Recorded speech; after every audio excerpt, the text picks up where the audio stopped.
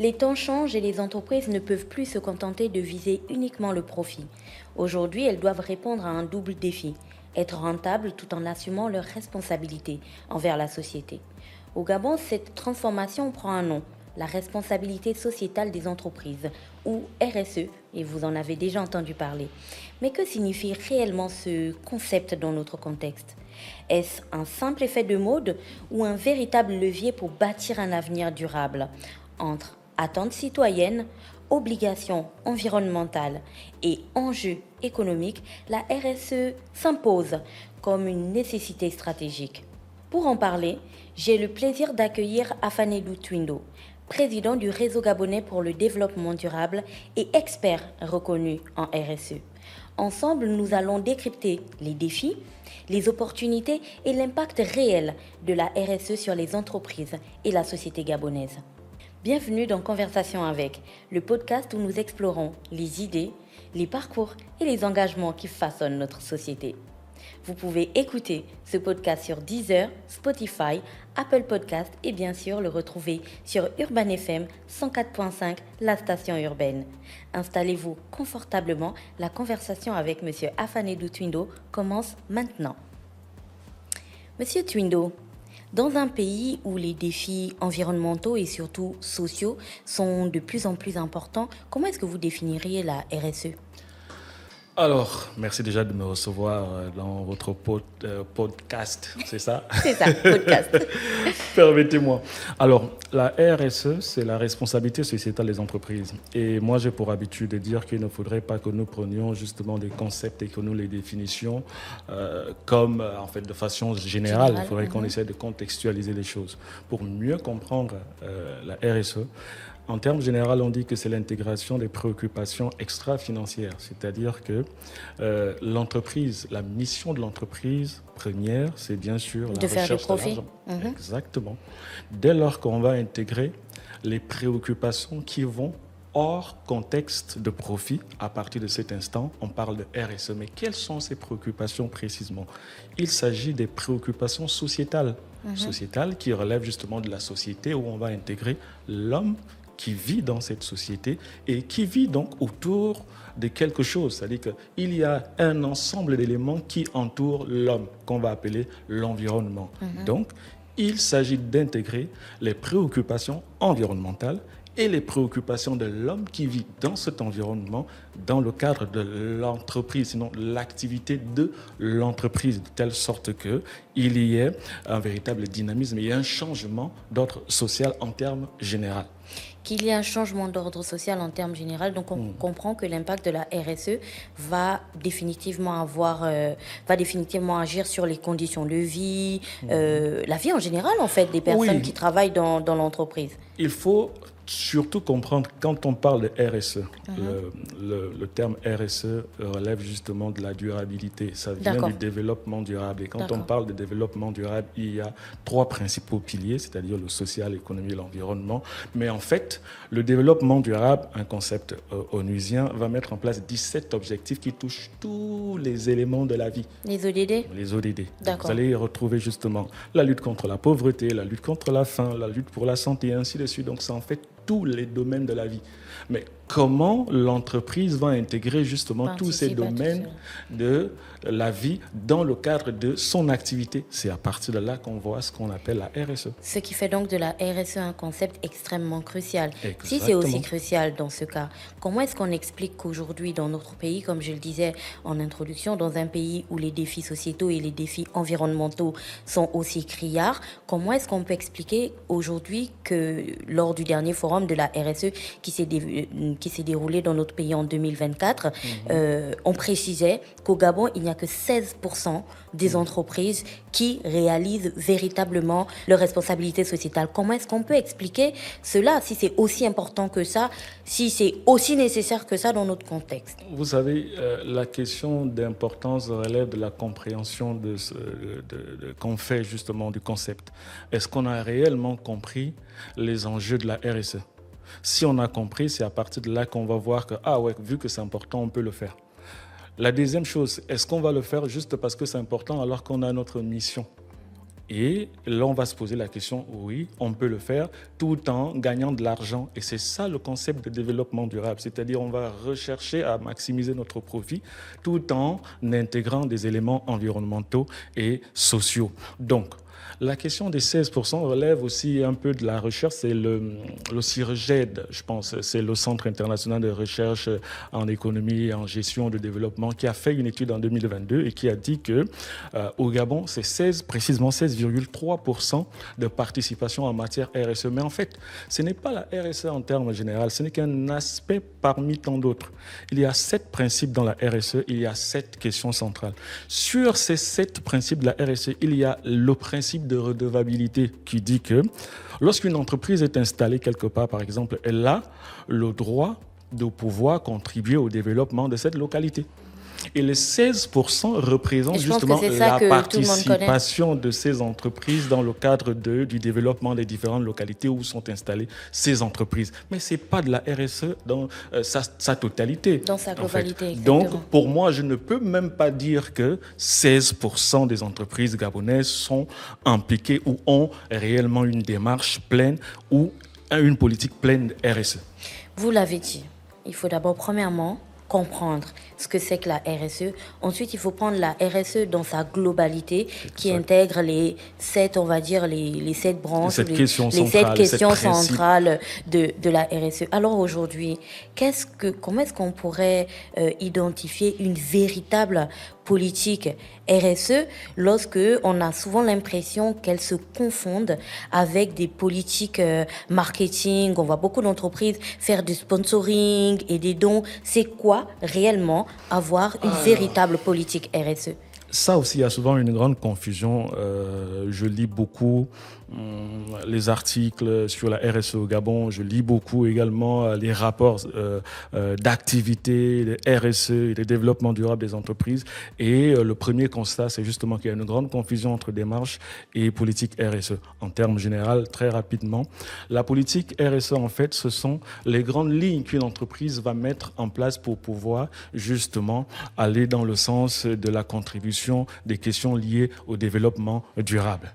Exemple, on est à Urban FM. Urban FM va décider de mettre en place une politique RSE. Il va dire, bon, ma politique RSE, je vais par exemple mettre en évidence la question environnementale. Donc, je vais faire le premier élément que je vais intégrer, c'est l'éducation et la sensibilisation environnementale. Premier axe.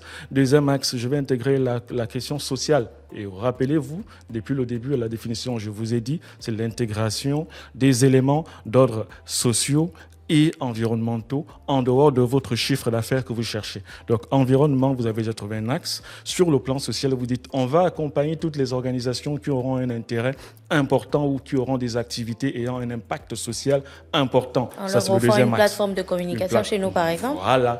Donc, vous avez vos 2 axes. Ça, c'est votre politique RSE. Maintenant, la démarche RSE va aller dans le sens des actions que vous allez mener pour pouvoir être en phase avec vos différents... Matérialiser la politique. Exactement. Par exemple, sur le plan environnemental, vous avez dit éducation et sensibilisation. Vous mettez en place une émission qui fait dans l'éducation environnementale, qui va dire aux gens ce qu'il faut faire et ce qu'il ne faut pas faire pour préserver l'environnement. Vous êtes en phase. Vous pouvez ajouter d'autres éléments. Sur le plan social, vous dites, bon, dès lors que vous allez faire ce qu'on appelle les parties prenantes, c'est une obligation en matière RSE. Quelles sont vos différentes parties prenantes? Et les organisations de la société civile, parmi lesquelles les ONG et les associations, font partie de vos parties prenantes. Et vous allez analyser justement cet écosystème et dire, moi, je vais choisir telle ou telle association qui a des projets importants qui rentrent dans le cadre de ma politique RSE. Donc, je vais leur donner des plateformes. Le DAFresh Morning, ils pourront passer pour communiquer parce que je n'ai peut-être pas la possibilité de leur donner de l'argent, mais grâce à ma plateforme, ils pourront avoir de l'argent. Donc, ils vont venir communiquer sur les dons qu'ils doivent faire aux personnes défavorisées. En communiquant, ce sera en même temps un appel aux dons et les gens pourront arriver de partout. Vous voyez comment, à travers la plateforme que vous avez eu à offrir à ces associations, elles peuvent se retrouver même avec des millions de francs CFA que vous n'aviez peut-être pas la possibilité de leur donner. Là, vous êtes en train de... Ça n'a rien à voir avec votre but premier qui est de rechercher l'argent. Là, vous êtes en phase avec votre politique RSE. Donc, vous voyez là la différence entre l'action RSE qui relève justement de la démarche et la politique qui relève de la grande ligne de la RSE. Maintenant, ce qui se passe au Gabon, c'est que c'est beaucoup plus des actions RSE que nous menons. Et en menant des actions RSE, on se dit directement entreprise responsable. Sans véritablement avoir une politique. Une politique RSE. Et là, pour nous, par exemple, on a du mal à analyser parce qu'on ne sait pas quelle est d'abord votre politique. On voit juste des gens qui mènent des actions. Mais on ne sait pas où on va, en fait. On ne sait pas exactement où on va. Et ça devient difficile. Parfois, ce n'est pas de leur faute, mais c'est question de formation et d'information liées aux questions RSE. La majorité des responsables RSE qu'on retrouve dans les entreprises, c'est des gens qui ont des formations en communication, à qui on a donné juste des tâches. On va dire, bon, la RSE, mais parce qu'on ne comprend pas l'importance de la chose. Et voilà pourquoi il y a parfois ce petit mélange. Les entreprises n'évoluent pas dans un monde séparé d'une autre. Elles évoluent dans des sociétés régies par des États. On a le gouvernement. Du coup, comment est-ce qu'aujourd'hui, on pourrait évaluer l'implication du gouvernement dans à la fois, premièrement, la promotion de la RSE, vous en parliez, donc expliquer exactement ce que c'est et son importance, et surtout le suivi pour être sûr qu'elles mettent en place les pratiques qui correspondent à leur politique, si politique il y a, bien sûr. C'est une question très très pertinente et que l'on devrait vraiment analyser en profondeur. Et quand je le dis, c'est parce que en même temps, je vous ai dit, bon, moi je passe peut-être beaucoup trop de temps à lire, à faire des recherches, ainsi de suite. C'est ce qui fait en sorte que le constat est un peu pas très bien. C'est-à-dire que le premier constat qu'on va faire, c'est que beaucoup d'entreprises ne sont pas informées de ce que l'État a eu à mettre en place pour elles et qui sont à leur profit et qui puissent leur permettre justement non seulement d'appliquer une politique RSE, mais en même temps d'augmenter même leur performance économique. L'État a mis en place une loi sur le développement durable. C'est la loi 002-2014 portant orientation de la mise en place d'une politique de développement durable au niveau du Gabon. Et à l'intérieur d'ailleurs de cette loi, vous allez retrouver le Conseil national de développement durable. Malheureusement, ça c'est peut-être ce que je vais inviter à l'État de mettre réellement en œuvre parce que c'est une très très belle loi. Mais malheureusement, le Conseil n'existe pas. Qui est censé mettre en œuvre cette politique et permettre à ce qu'il y ait une réelle application et surtout un retour. Ça, c'est un premier élément où on voit l'implication de l'État.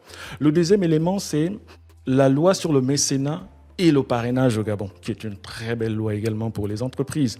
Par exemple, il y a plusieurs entreprises qui vont vous dire, bon, mettre en place une politique RSE, c'est compliqué parce que ce n'est pas d'abord structuré. Si tu dis, bon, la RSE repose sur 3 éléments fondamentaux en matière d'évaluation, c'est les éléments les critères ESG, c'est-à-dire environnement, social et de gouvernance. Sur la base de ces critères, tu vas dire sur le plan environnemental, qu'est-ce que je peux intégrer? Sur le plan social, qu'est-ce que je peux intégrer? En termes de bonne gouvernance, qu'est-ce que je peux intégrer? Je prends un exemple. En matière environnementale, tu dis, bon, OK, la loi au Gabon, la loi sur le mécénat et le parrainage me dit que j'ai la possibilité de financer, par exemple, une jeune start-up, une entreprise, une association, et ça a un nombre important de domaines. Donc, vous avez le domaine culturel, l'environnement, le social, peu importe, à vous de regarder selon ce qui vous intéresse. Lorsque vous financez la mise en place d'une telle action, une action qui va dans le sens général, vous bénéficiez des réductions fiscales. Vous allez vous poser la question, par exemple, pour une entreprise qui doit payer 1 milliard, je prends vraiment un exemple bête, qui doit payer 1 milliard d'impôts, et qui, à travers ces différentes actions, qu'elle aurait posées peut-être en dépensant 60 millions, et qu'on lui dise, vous bénéficiez de 1% de réduction, vous voyez comment vous allez gagner en fait 100 millions. Si vous enlevez les 60 millions, vous avez un gain de 40 millions. Donc en réalité, la RSE peut s'autofinancer tout en vous permettant même d'avoir un plus, rien qu'à travers cette loi de parrainage et de mécénat au niveau du Gabon. Il faut juste connaître, comprendre et chercher à mettre ça en pratique. Aujourd'hui, M. Afanidou, on a plus l'impression que les politiques RSE ou alors l'obligation d'exécution des politiques RSE se concentrent essentiellement sur des secteurs précis, notamment le secteur extractif, le pétrole, les mines, l'or. Est-ce que c'est une volonté politique ou c'est juste l'objet d'un oubli stratégique ou d'une mauvaise connaissance de ce que c'est réellement la RSE? La RSE par essence n'est pas obligatoire. C'est peut-être les seules entreprises qui ont l'argent. Non, en fait, c'est parce que la RSE est un principe issu justement de la norme ISO 26000, qui elle-même déjà n'est pas certifiable. C'est la norme ISO 26000 qui va vous intégrer, qui va vous donner les différentes démarches pour mettre en place une politique RSE.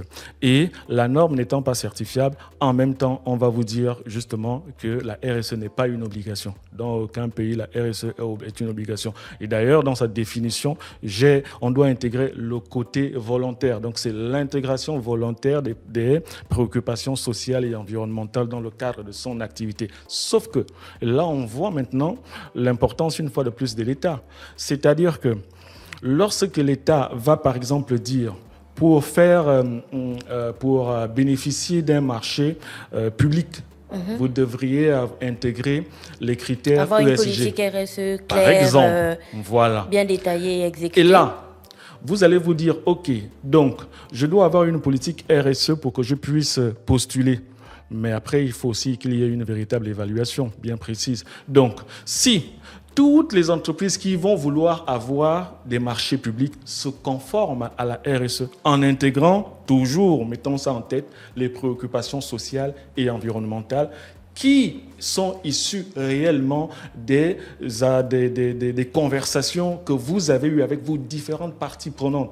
Parce que pour mettre en place une démarche RSE, une politique, ça passe d'abord par des consultations auprès des consultations des parties prenantes, pour comprendre quelles sont leurs préoccupations.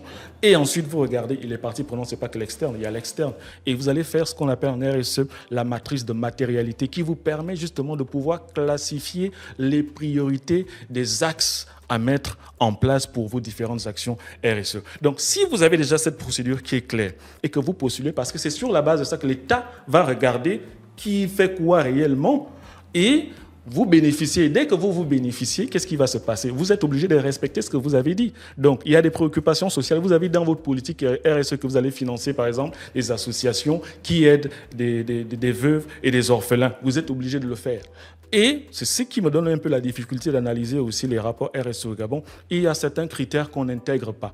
Par exemple, quel est le pourcentage du chiffre d'affaires que chaque entreprise accorde en matière RSE? Or, c'est un élément important qu'on retrouve dans le rapport RSE et un critère sur lequel nous, on se base pour pouvoir dire que tel ou tel est beaucoup plus engagé impliqué que voilà. l'autre. Donc, à travers une exigence étatique, vous serez obligé de dire sur mon chiffre d'affaires, en sachant que vous avez justement la majorité de votre chiffre d'affaires vient de l'État, sur mon chiffre d'affaires, je vais accorder 10%.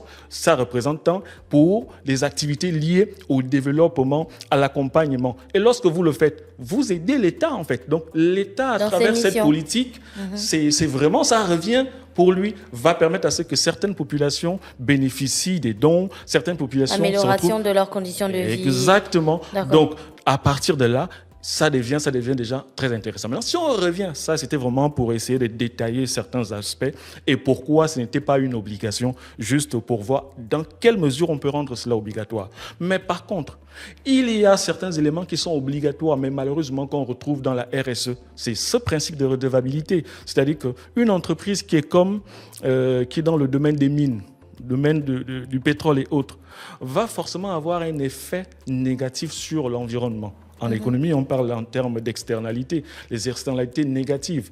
Et l'Union européenne a redéfini justement la RSE sur la base de ça en disant chaque entreprise doit regarder les effets qu'elle a, les effets négatifs qu'elle a sur la société et pouvoir contribuer pour anéantir, peut-être pas directement, mais pour réduire. Contribuer au moins à limiter. Voilà. Et on sait que toutes les entreprises qui sont dans le domaine des mines ont forcément un effet néfaste sur l'environnement. Conséquence, il faut obligatoirement qu'elles contribuent. Voilà pourquoi, dans le Code des mines, le Gabon, c'est devenu une obligation en fait. Donc, c'est ce qui justifie exactement cela. J'ai été long? Là, non, ça a été très clair. Okay. Quoique je pense que ça a été un raccourci pour nous, maintenant que je comprends un peu mieux pourquoi les entreprises minières sont plus ciblées, parce que leur impact est visible. Mais il y a des entreprises qui, on ne va pas les citer, mais vous êtes un restaurant, vous servez des plats à emporter tout le temps, et puis les gens ils jettent le plastique de vos restaurants partout, ça se retrouve partout dans les différentes zones d'évacuation d'eau. Vous produisez des boissons, votre plastique se retrouve partout, ça doit aussi être obligatoire, même si votre votre impact n'est pas destructeur, enfin c'est destructeur, mais pas aussi destructeur de la nature que comme quelqu'un qui exploiterait du bois ou de l'or par exemple. Ben ouais, c'est à partir de là que la loi sur le développement durable est importante au niveau du Gabon. Parce qu'elle existe, mais elle n'est pas appliquée réellement. Parce que cette loi va justement vous donner un certain nombre d'éléments qui vous conduisent à comment il faut se comporter.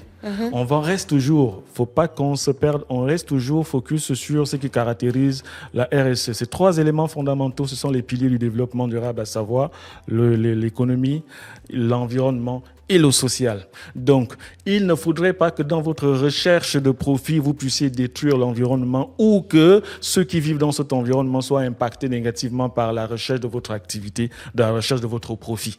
Dès lors que vous le faites, en réalité, vous violez la loi. Vu qu'il y a une loi qui existe, donc on peut vous poursuivre.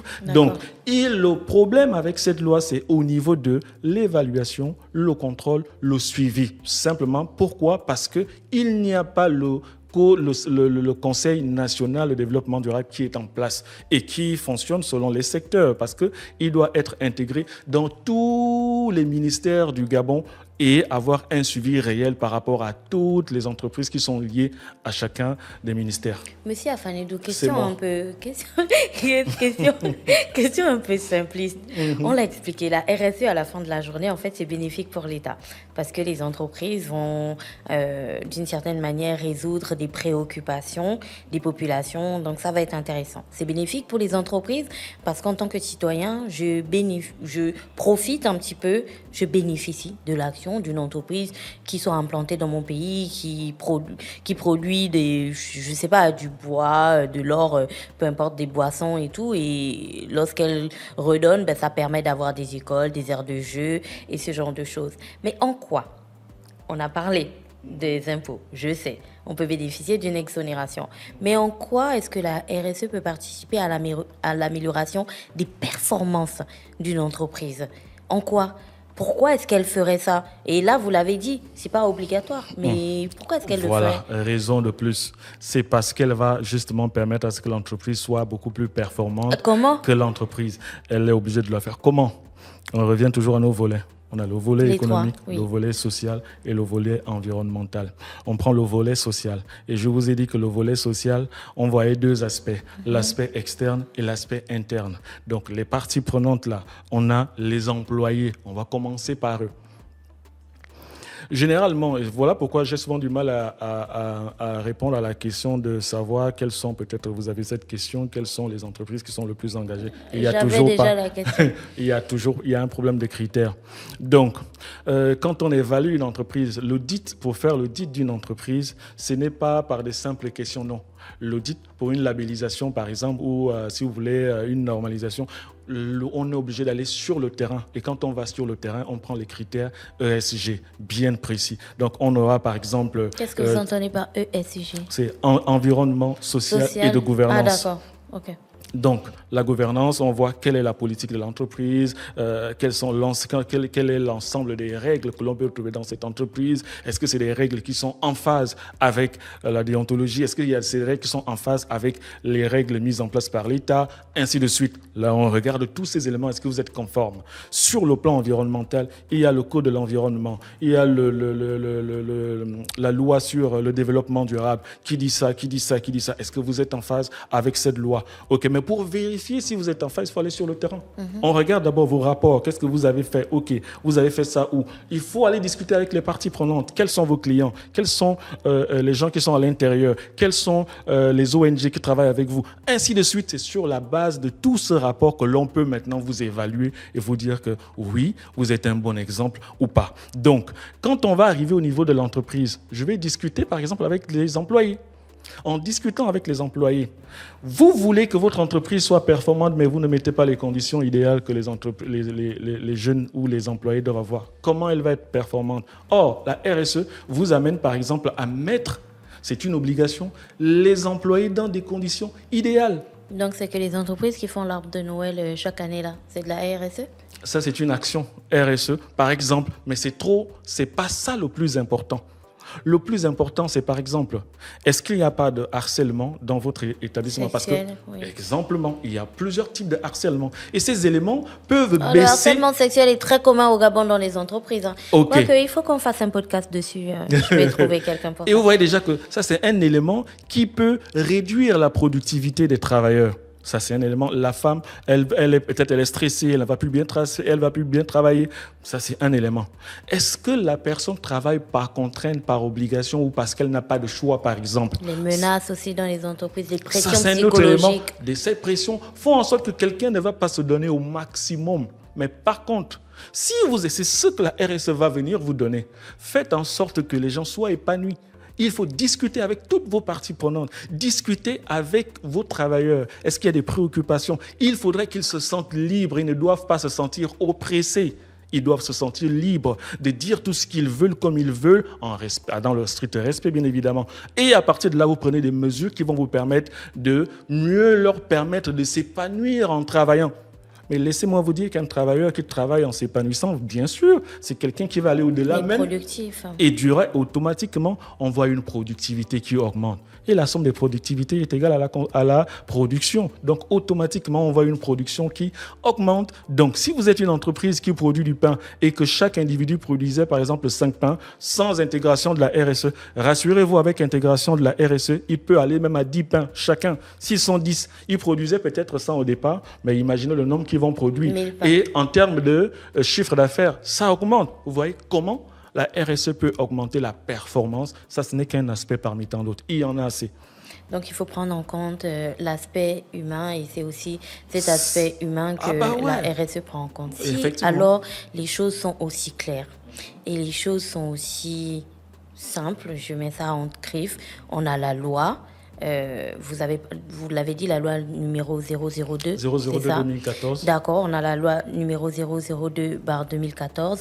On a l'État qui est au fait de ce que c'est, le gouvernement. On a les entreprises qui savent, qui commencent à comprendre maintenant qu'aujourd'hui, avec une intégration de la RSE, ça peut augmenter leur production, mais surtout, ça participe à une société un peu plus épanouie, un peu plus développée.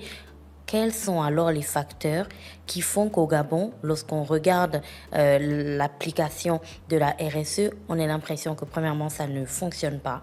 Et deuxièmement, qu'il existe des facteurs, mais vraiment insurmontables, que ce soit une question qui, qu'on n'arrive pas du tout à résoudre. Pourquoi je le dis en me basant uniquement sur des coupures de presse.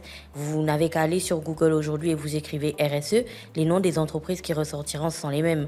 Ce sont les entreprises d'abord d'extraction, comme je le disais. Mais premièrement, la problématique tourne toujours autour de l'application des politiques RSE quand à l'intérieur on ne tire pas un peu plus vers la corruption aussi à certains moments. Du coup, aujourd'hui, qu'est-ce qui explique le frein de l'adoption de la RSE dans notre pays et surtout quels sont ces facteurs qui semblent insurmontables? C'est la formation, la base. La RSE est claire. Vraiment, la norme ISO 26000, vous pouvez la lire, elle est merveilleuse. Elle donne tous ces détails. Et la norme ISO 26000... On va la partager en lien juste en dessous du podcast. Oui, bien sûr. Donc, dans le cadre d'une mise en place de la RSE, c'est une obligation d'intégrer les formations. Il faut former. Déjà, ça commence par l'intérieur. Il faut former des équipes. Comment vous voulez être performant si vous n'êtes pas, vous n'avez pas des compétences qu'il faut? Pensez-vous réellement que quelqu'un qui a toutes les compétences en communication, en marketing et autres, aura toutes les compétences en matière de RSE alors qu'il n'a pas suivi une formation? Ce n'est pas évident. Il va simplement appliquer ce qu'il a appris à l'école un peu sur la RSE en se limitant sur des lectures et ce qu'on lui a dit. Du coup, on va faire des choses, comme on dit, couper, clouer. Malheureusement. C'est ça. Ouais. Donc, il faudrait qu'on intègre des formations. Et d'ailleurs, j'offre beaucoup de formations, j'accompagne beaucoup d'entreprises dans ce sens. Donc, il faudrait qu'ils sachent comment démarrer une activité RSE. Quelle est l'importance de la RSE? Comment la RSE peut permettre à ce qu'on soit performant? Dès lors qu'on a toutes ces informations et on a les démarches à mettre pour y arriver, il n'y a plus de raison que ça ne marche pas. Mais si on n'a pas toutes ces informations, ça ne va pas marcher. C'est l'élément clé et l'élément fondamental qui justifie ça. Un élément que je voudrais ajouter quand tu parlais par rapport à la relation à l'État et même aux petites entreprises, parce que généralement, les petites entreprises se disent, la RSE, elle est beaucoup plus pour les grandes entreprises ou encore elle est très coûteuse, on n'a pas la possibilité de pouvoir se lancer. En fait, si je reste sur le cas de la loi sur le mécénat et le parrainage et on va voir comment la RSE va contribuer à lutter contre le chômage, à lutter contre la faim, à lutter contre la pauvreté, ainsi de suite, qui sont des objectifs de développement durable. Donc, du coup, on voit tous les enjeux. Le Gabon qui peut être en phase avec ces conventions internationales auxquelles il a signé et aussi permettre à ce qu'on ressente réellement la chose. C'est clair que l'État ne pourra pas vraiment, et ça, c'est pas du tout possible de penser que tout le monde va avoir le travail à travers l'État. Ce n'est pas possible. Mais l'État peut le faire à travers la RSE. Comment ? Les entreprises, on va vous parler de ce qu'on appelle les achats responsables dans la RSE. Achats responsables dans une entreprise, ça intègre les fournisseurs. Quand on parle d'achat, on parle beaucoup plus il y a l'externe et l'interne également. Donc, lorsqu'une entreprise va décider, parce que les grandes entreprises, par exemple, travaillent toujours avec des fournisseurs. Chaque entreprise a des fournisseurs et autres. Exactement. Et pour qu'on dise que ton achat est responsable, il faudrait, par exemple, que tu intègres les critères d'évaluation ESG dans le cadre de tes appels d'offres. Donc, déjà, l'État qui va te donner un marché a déjà intégré ça. Toi aussi, tu vas intégrer ça. En intégrant ça, tu as intégré tous les volets, le volet environnement, social et autres. Et là, les entreprises vont se conformer. Les fournisseurs vont se conformer. Et le problème qui se pose souvent, c'est que quand les entreprises font des activités ou des actions RSL, se disent, il suffit simplement de le faire, même si elles travaillent avec des fournisseurs qui ne sont pas en phase. Et là, j'ai pris l'exemple du reseller. Donc, quelqu'un qui va acheter son téléphone dans un magasin, il a son téléphone tranquille, c'est bien. Après, on vient l'arrêter un bon matin pour dire, vous avez acheté un téléphone volé. Il va dire, mais comment ça? C'est pas possible, j'ai même le reçu. Le reçu, est-ce que tu es sûr que la personne qui t'a vendu, ça a été réellement le propriétaire? Non. Quand on va vérifier à la source, on se rend compte qu'en réalité, c'est quelqu'un qui travaille avec des braqueurs de Libreville, qui lui apporte simplement les téléphones, il formate, il met... Et lorsque nous, on va t'évaluer, oui, lorsque moi, je vais venir t'évaluer, et quand tout à l'heure, je vous ai dit qu'en faisant l'évaluation, en allant, je dois obligatoirement faire l'audit. Et quand je passe par audit, je dois discuter avec les parties prenantes. Les parties prenantes, il y a les fournisseurs. En analysant ces fournisseurs, je me rends compte qu'il y a certains fournisseurs qui ne sont pas en phase avec les critères. Automatiquement, ça impacte ta politique. Et quand je vais te donner une mauvaise note, tu vas dire que, mais non, attends, mais moi, j'ai la plus grande politique RSE au Gabon. Tu ne peux pas me dire ça. Mais en fin de compte, ce n'est pas possible. Pourquoi? Parce que tu travailles avec les gens qui ne sont pas conformes. Donc, il faudrait que tu permettes à ce que tous les autres là soient conformes. Donc, si une seule personne permet à ce que chaque entreprise puisse avoir un employé et que cet employé soit déclaré à la CNSS, cet employé soit déclaré partout. Imaginez, parce que c'est ça l'obligation pour qu'il puisse avoir le marché. Et vu qu'il a déjà le marché, et on a 10 entreprises qui ont 10 fournisseurs qui se conforment ainsi, est-ce qu'on ne se rend pas compte qu'en fin de compte, on est en train de... On renforce le tissu économique, les entreprises deviennent plus performantes et plus responsables. Et c'est ça en fait. Donc, vous voyez comment, à travers la RSE, on a la possibilité de lutter contre le chômage, de lutter contre la pauvreté, de toucher plusieurs éléments et d'éviter même cette charge sociale, justement. Alors, c'est bien que vous l'ayez dit, vous travaillez avec beaucoup d'entreprises aujourd'hui et vous avez la capacité d'évaluer les politiques RSE. Il faut la formation pour les entreprises. Mais est-ce qu'il existe véritablement aujourd'hui dans notre pays des entités indépendantes, plusieurs entités indépendantes, un peu comme la vôtre, qui pourraient évaluer les politiques RSE des entreprises? On peut former le personnel. Les entreprises, elles peuvent aussi mitonner sur leur politique RSE. Petite anecdote, nous avons reçu il y a quelques mois déjà, peut-être des années, un mail d'un de nos partenaires qui nous demandait de signer un document disant que nous étions conformes, conforme sur que dans notre entreprise, on ne harcelait pas le personnel. Nous, on harcèle personne à Urban FM. Ça, c'est clair. Que, on était respectueux de l'environnement et ainsi de suite. On devait juste poser notre cachet et puis signer. Alors, est-ce que cette manière de faire est optimale? Est-ce que c'est comme ça que cela doit être fait? Est-ce qu'il existe aujourd'hui plusieurs entités indépendantes pour mesurer la performance ou alors l'implication RSE de ces entreprises? Ça fait aujourd'hui 7 ans que je travaille dans le domaine, que je regarde et que j'ai trouvé justement beaucoup de difficultés. En tout cas, on est en train d'évoluer progressivement. Et ce que je dis là, c'est vrai, non? Elles font ça, les entreprises. Beaucoup. Le principe, par exemple, de normalisation ou de labellisation exige l'audit. Et quand nous, on va faire, je vous prenais le cas de moi qui vais auditer justement une entreprise. Je ne peux pas aller auditer une entreprise sur la base exclusive de ces documents. Ça, ce n'est pas crédible. Il faudrait qu'il y ait des discussions avec toutes les parties prenantes. Et chaque partie prenante a un questionnaire bien précis. Donc, Urban FM est partie prenante d'une entreprise. Donc, si l'entreprise me donne un document pour attester que elle travaille avec Urban FM et Urban FM est bien conforme, je regarde, je dis c'est parfait, ça c'est une très bonne chose là, mais il faut que je vérifie.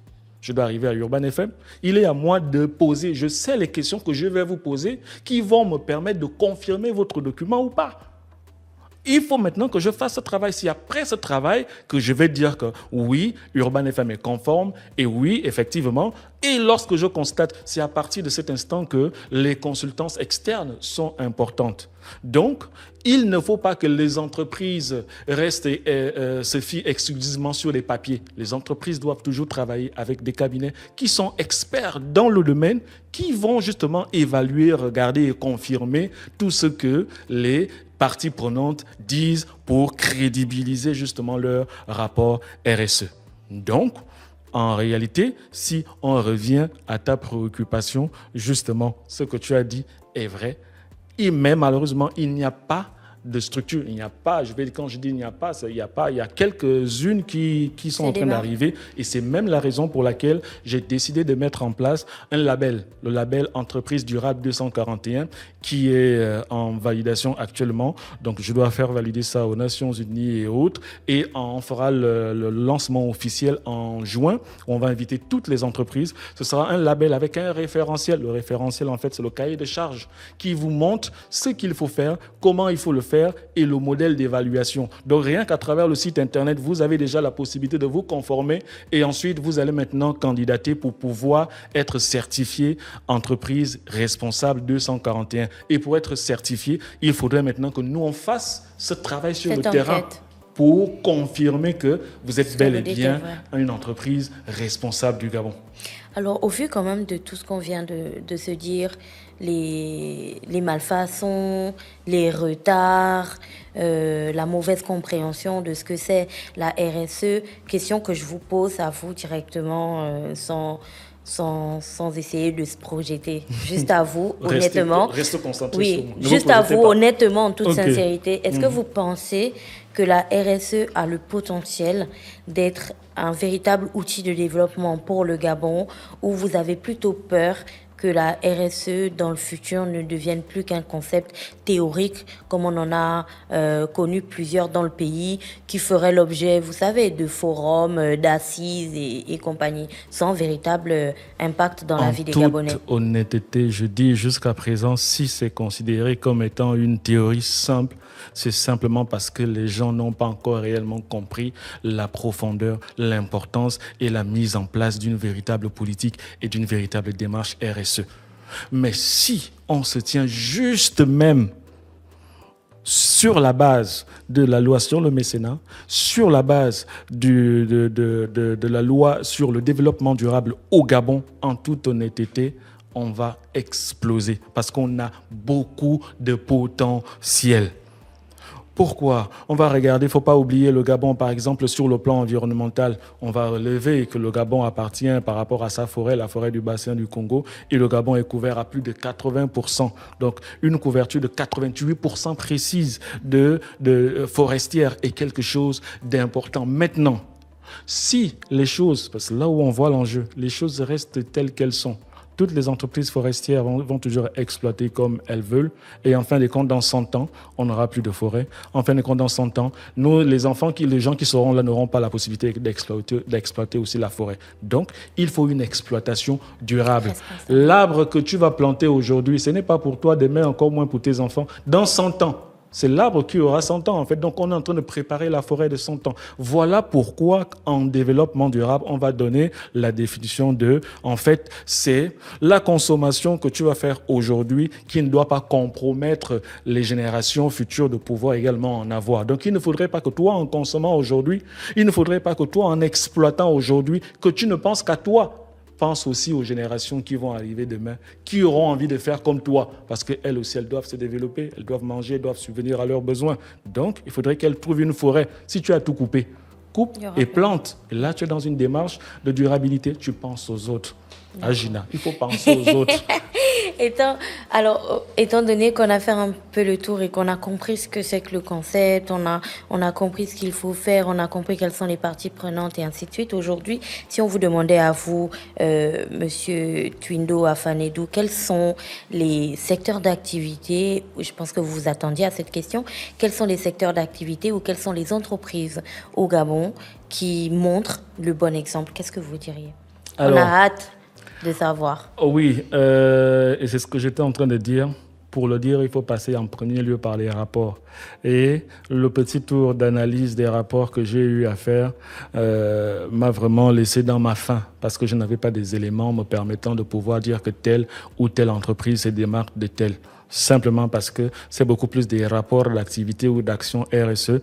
Il n'y a pas de critères d'évaluation qui vont me permettre de pouvoir. Je vous ai donné un critère sur le plan environnemental. J'aimerais bien voir mesurer l'impact. Comment je vais mesurer l'impact d'une action, d'une personne, sans savoir, par exemple, le nombre de personnes qui ont participé et comment ça va avoir un impact sur ces personnes. C'est difficile, il n'y a pas d'éléments, il n'y a aucun élément, je dis tous les rapports que j'ai lus, il n'y a aucun élément qui me permet de pouvoir dire que tel ou tel se démarque. Ça, c'est vraiment en termes généraux, si on reste dans la RSE de façon pure.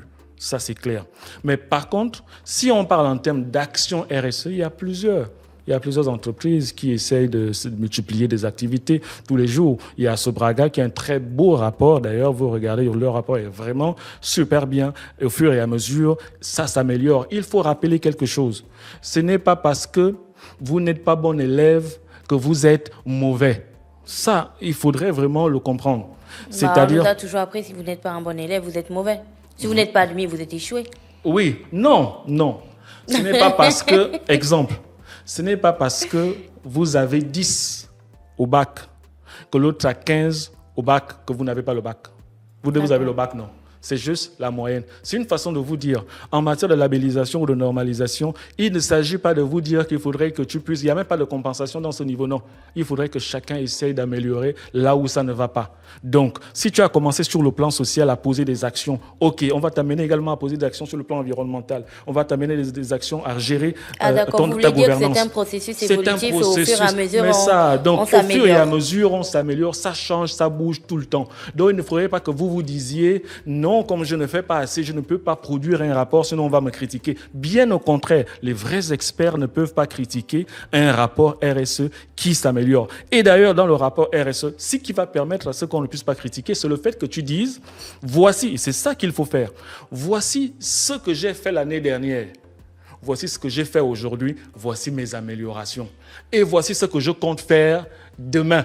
C'est à partir de là qu'on voit quelqu'un qui a une vraie démarche RSE. Mais si vous venez juste me dire 2022, 2023, 2020, on arrive en 2024, j'ai eu à organiser 50 plages propres, j'ai planté 50. Ok, c'est bon, tu m'as donné le rapport de tes activités. Qu'est-ce que tu as fait? Est-ce qu'il y a eu une amélioration, une réduction? Qu'est-ce que tu comptes faire? Comment je t'évalue? Sans politique, c'est compliqué d'évaluer. C'est difficile, clairement. Justement. Donc, il faut ces éléments.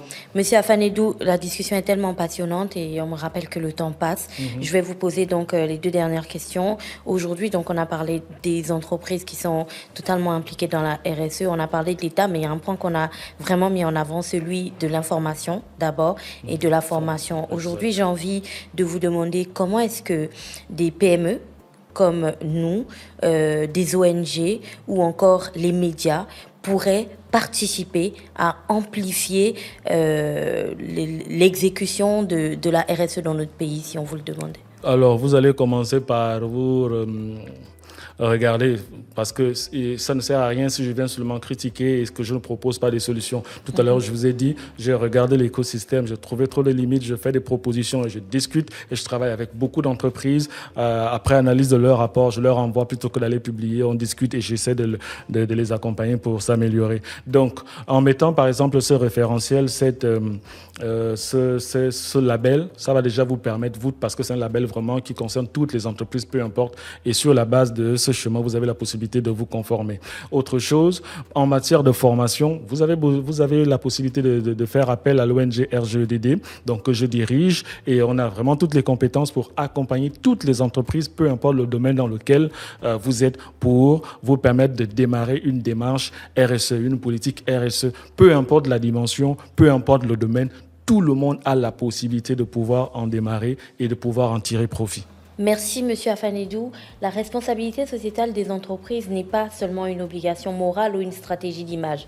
C'est une véritable transformation profonde des pratiques, une prise de conscience que chaque décision qui va être initiée dans une entreprise peut impacter des vies, préserver notre environnement ou au contraire contribuer à aggraver les inégalités déjà bien ancrées dans nos sociétés.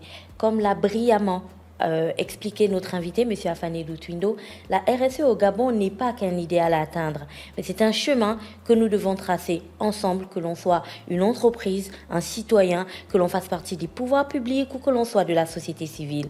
C'est parce que c'est en unissant nos forces que nous pouvons bâtir un avenir où le développement économique ne se fera plus au détriment des générations futures, mais en leur faveur. Le véritable défi, désormais, n'est plus de savoir pourquoi la RSE est importante, mais de chercher à savoir comment la mettre en œuvre, comment mettre en œuvre de manière efficace et durable, mais surtout inclusive.